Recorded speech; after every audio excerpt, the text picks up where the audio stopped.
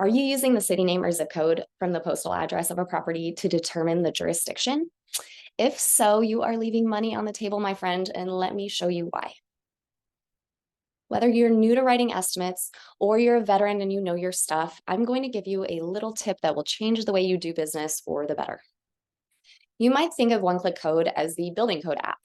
And that is accurate, but we realized that to give you accurate building code information, we had to start with a more foundational piece of the puzzle. The foundation of a roofing estimate really relies on the jurisdiction, meaning who can write permits for a given property. And from there, what building code books are being adopted and enforced by that city, county, or state. If you get the foundation of an estimate, the jurisdiction wrong, your whole estimate will be wrong. Often we hear people say that they know the codes in their area, but this common misconception can lead to thousands of dollars on every claim. Let me give you some examples.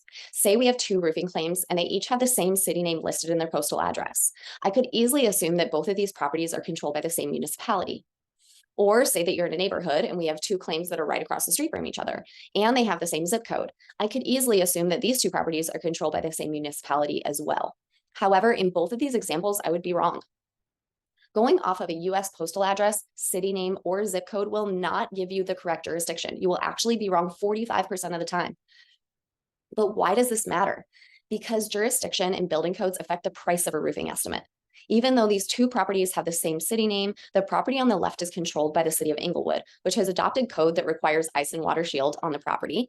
And on the right, they are controlled by the county, which does not require ice and water shield. And notice the sales tax difference between these two properties. This stuff adds up, and it's all due to the jurisdiction. So some of you might be thinking that this does not affect you, but this is a nationwide problem. We like to break the states into three different categories. Local code states, which are pictured in light blue, are states in which each city and county decides what codebook to adopt and enforce. State code states, seen here in dark blue, have adopted one statewide code but allow for local amendments. Take Utah, for example. They've adopted one codebook for the entire state, but Park City might choose to adopt ice and water, whereas a city like St. George, that's down in the south, can choose to make different amendments. So each city and county makes their own changes to the statewide code as they see fit. So we would then consider all these states to act like local code states.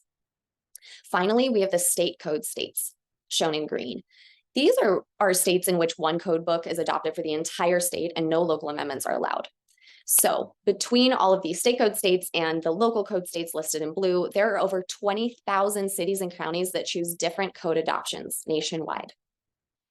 Getting the jurisdiction right is almost impossible without the help of technology like OneClick Code because jurisdiction lines are invisible and it's impossible to keep up with every city and county across the United States.